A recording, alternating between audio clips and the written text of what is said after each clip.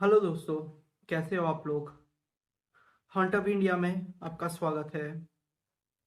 दोस्तों, ये मेरा न्यू चैनल है। होप आप मेरे इस चैनल को भी मेरे ओल्ड चैनल की तरह सपोर्ट करोगे। आज की सारी स्टोरीज हमें हमारे सब्सक्राइबर्स ने भेजी है, तो उम्मीद करता हूँ कि आपको ये स्टोरीज पसंद आएगी। तो चलिए बढ़ते हैं अपनी कहानियों की तरफ।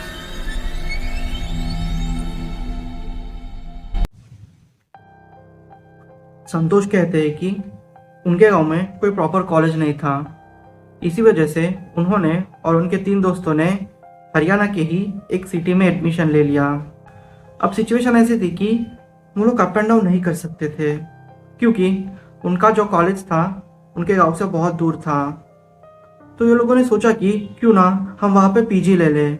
एंड आइडिया भी अच्छा था, मतलब कि अगर वहाँ पे पीजी ले लेंगे तो आना जाना भी इजी हो जाएगा। ये लोग सुबह सुबह सिटी पहुँच गए। वहाँ पे 10-12 पीजी ये लोगों ने ढूंढे, पर ये लोगों को कोई भी पसंद नहीं आ रहा था, क्योंकि ये लोगों के बजट में नहीं था वो। तकरीबन और 1-2 घंटा बिताने के बाद ये लोगों को अच्छा पीजी मिल गया। अब क्या था, ये लोगों ने फिर सामान ले लिया और वहाँ पे शिफ्ट हो गए। पहले के 6-7 महीने बहुत ही अच्छा था, यानी चीज़ें एकदम ही नॉर्मल थी। पर धीरे धीरे चीज़ें बिगड़ने लगी। वो चारों की गैंग में एक लड़का था जो कि पवन था। वो एक टॉपर था, उसने फर्स्ट सेम में टॉप किया था। पर धीरे धीरे उसके ग्रेड्स भी कम होते जा रहे थे। सिचुएशन बहुत ही खराब हो गई थी। एक्चुअली बात ये थी कि जो पीजी ये लोगों ने रेंट पे लिया था उसके टोटल 3 रूम्स थे। हॉल वाले पोर्शन में ये लोग सोते थे, और बाकी जो किचन था वो तो चलो ठीक है, बाकी जो दूसरा बेडरूम था वहाँ पे उनके 2 दोस्त होते थे। और एक भी बात थी, ये लोगों ने जब पीजी रेंट पे लिया था तो ये लोगों ने ज़्यादा बैकग्राउंड चेक नहीं किया, क्योंकि ये लोगों को कम में मिला तो ये लोग बिना कुछ सोचे वहाँ पे रहने लगे। और ओनर से भी ये लोगों ने कुछ ज़्यादा नहीं पूछा। और आप जानते ही हो, ओनर्स के लिए तो सिर्फ यही मैटर करता है कि उनके घर पे कोई रेंट पे आ गया है। एंड एग्जैक्टली सीन भी यही था यहाँ पे। तो ये सिलसिला कुछ ऐसे शुरू हुआ। पवन को रोज एक औरत का सपना आता। हर सपने में वो औरत उसके करीब आते ही रहती। पवन ने कहा कि जब वो औरत पहली बार उसके सपने में आई तो वो गेट के बाहर खड़ी थी। बेसिकली वो जो पीजी में रहते थे उसका एक गेट था, अंदर इनका घर था। तो वो औरत गेट के बाहर खड़े रह के इसे ही पुकारती, यानी इसे ही देखते रहती। पवन को ऐसे फील हो रहा था। जब दूसरी बार उसको वही सपना आया तो इस बार वो औरत गेट के अंदर आ गई और वहां से खड़े रह के इसी को देखने लगी। तो अब सिचुएशन ऐसी थी कि गेट के एग्जैक्टली सामने ये लोगों का दरवाजा था और ये लोग हॉल में ही सोते थे। तो पवन को बहुत ही डर लग रहा था। फिर संतोष ने कहा कि भाई देख, टेंशन मत ले, शायद तुझे स्ट्रेस की वजह से ऐसे फील हो रहा है और पढ़ाई भी तेरी ठीक नहीं चल रही, तो शायद यही रीज़न है कि तू ज़्यादा ही कुछ सोचने लगा है। पवन ने भी ज़्यादा ध्यान नहीं दिया। जब तीसरी बार उसको सपना आया तो वो औरत काफ़ी पास आ चुकी थी। उसके बाद धीरे धीरे सपने में वो औरत आती और उसके करीब आ जाती।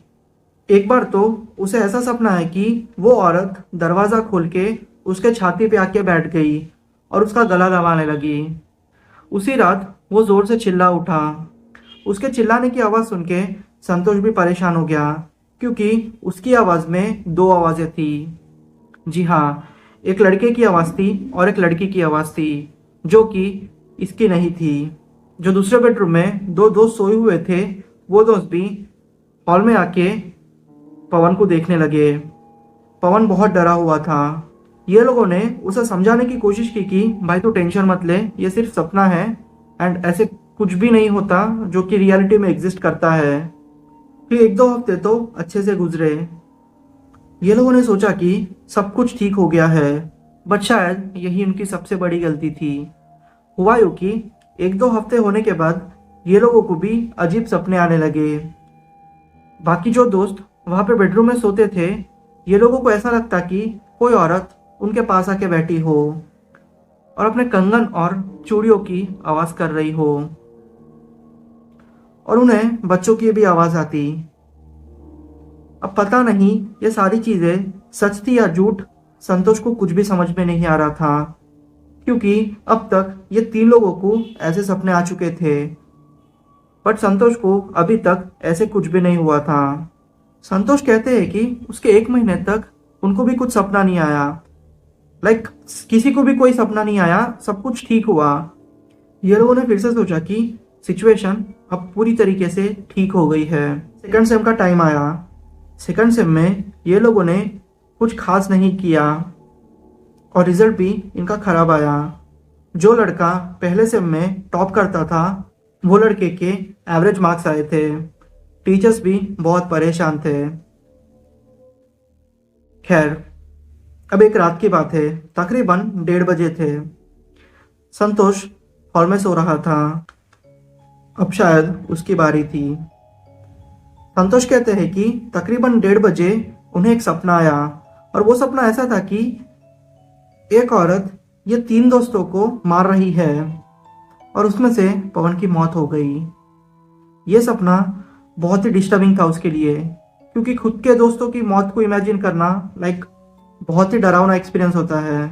हम किसी के बारे में ऐसे सोच भी नहीं सकते। और वो सपने में बाकी सारे लोगों ने काली साड़ियाँ पहनी है और इनके 3 दोस्तों ने भी काले कपड़े पहने थे और खून बह रहा था। लाइक ये बहुत ही डिस्टर्बिंग सपना था उसके लिए। वो जोर से चिल्ला उठा। अब इसको समझ में आ गया था कि कुछ तो गड़बड़ है। अब पवन की तबीयत भी बहुत खराब होने लगी। अभी ऐसा था कि ये 4 के 4 डर चुके थे। अभी इनकी छुट्टी में और टाइम था, फिर भी ये लोगों ने परमिशन पूछ लिया और अपने अपने घर चले गए। उसके बाद संतोष को यह मैसेज मिला कि पवन की हालत बहुत खराब हो चुकी है और उसके माँ बाप ने बहुत सारे हॉस्पिटल्स फिरे, बट कोई फायदा हुआ नहीं। फिर ये लोगों ने तय किया कि क्यों ना हम कोई पंडित वगैरह उनको दिखा के आए, क्योंकि पता नहीं कुछ भी हो सकता है, ये चीज़ काम कर जाए। तो ये लोगों ने दिखाया, उसका नॉर्मल झाड़ फूक वगैरह हुआ एंड वो ठीक हो गया।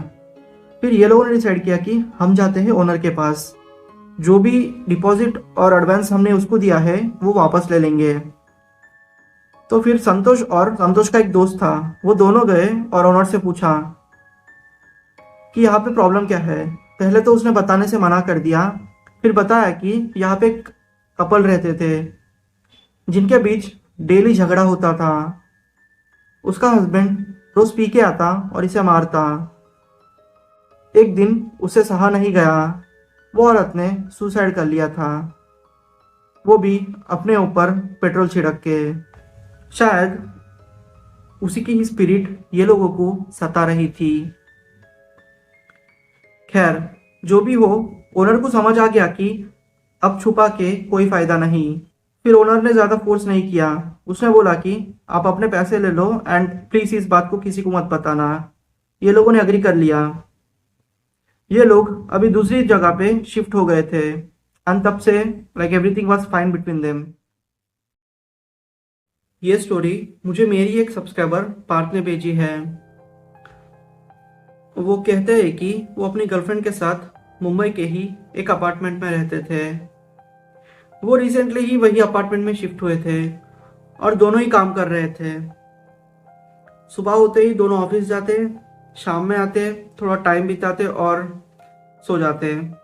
यही इनका डेली रूटीन चल रहा था। स्टार्टिंग के 2 महीने कुछ नहीं हुआ, सब कुछ ठीक था, everything was fine between them, but things got changed.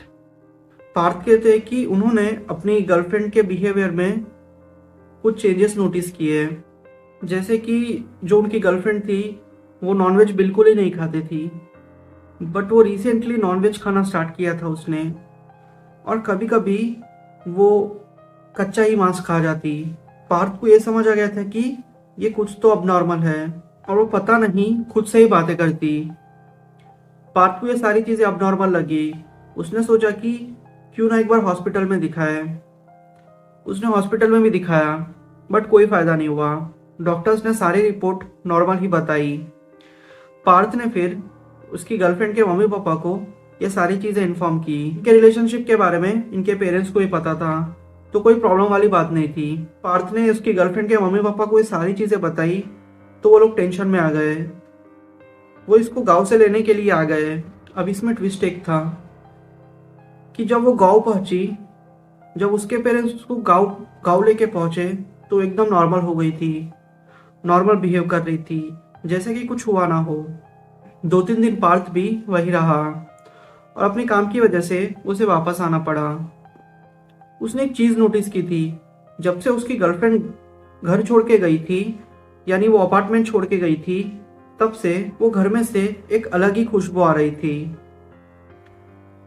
पता नहीं, बट वो खुशबू पार्थ को बहुत ही पसंद आ रही थी। उसको समझ में नहीं आ रहा था।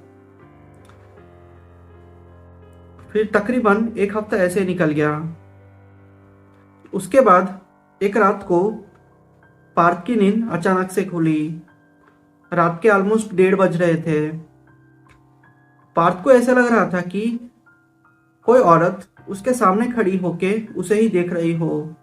जैसे मतलब फीलिंग आती है ना कि हमें कोई देख रहा हो और लाइक हम वो सेंस कर सकते हो।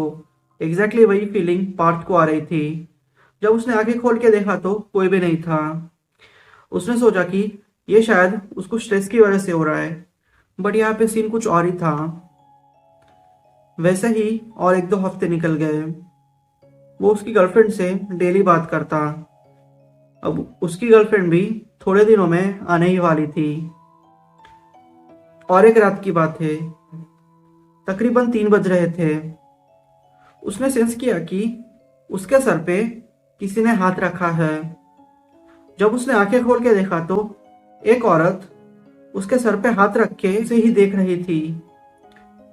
उसका चेहरा देख के वो एकदम से डर गया था। वो जोर से चिल्ला उठा। जैसे तैसे करके उसने वो रात निकाली। दूसरे दिन जाके उसने ओनर से बात की। उसने बताया कि तुम लोगों से पहले यहाँ पे एक लड़की रहती थी जो कि बहुत ही अच्छी थी। वो सबसे अच्छे से बात करती थी, उसका बिहेवियर भी अच्छा था, बट पता नहीं एक दिन उसने सुसाइड कर लिया और तब से वहाँ पे कोई भी नहीं रहता था।